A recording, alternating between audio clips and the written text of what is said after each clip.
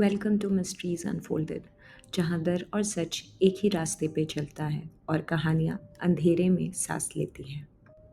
हिंदुस्तान के कुछ गांव ऐसे होते हैं जहाँ कहानियाँ सिर्फ सुनाई नहीं जाती, महसूस भी होती है। ऐसा ही एक गांव है चक्काई, बिहार का एक दूर का इलाका।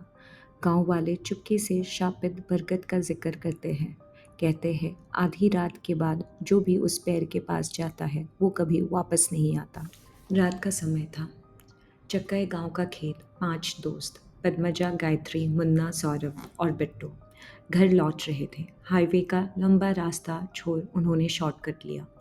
एक बूढ़े गांव वाले ने उन्हें रोका था। बेटा, बरगद के पेड़ के पास मत जाना, वहाँ इंसान अपना साया भी खो जाते हैं। लेकिन उन्होंने हंसी उड़ा दी। जैसे ही वो खेत में गए, हवा ठंडी और भारी हो गई।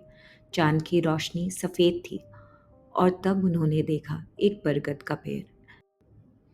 वो बरगद के पेड़ के पास रुकते हैं, तभी आवाज़ आती है, धीमी सी रोती हुई आवाज़। सौरभ बोलता है, इतनी रात को ये कौन हो सकता है? तालाब के पास एक सफ़ेद साड़ी में बैठी थी एक औरत। बाल चेहरे को ढक रहे थे। वो आगे पीछे हिल रही थी। बिट्टू ने हिम्मत करके बोला, आप ठीक हैं?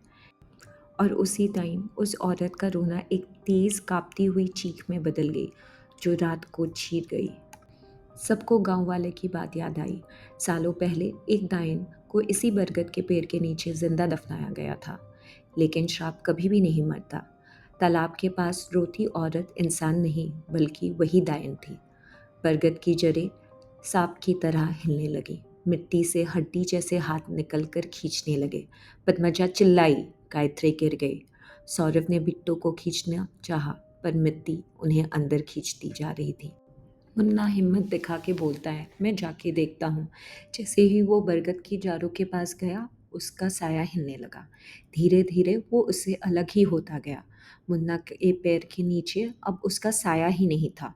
वो काला साया जमीन पर खिसक कर बरगद की तरफ जाने लगा। उसका साया तो शेपलेस हो ही रहा था, उसके हाथ भी डरावने हो गए थे। तभी उसने एक आवाज़ सुनाई दी, जो कि ज़मीन के एकदम नीचे से आ रही थी।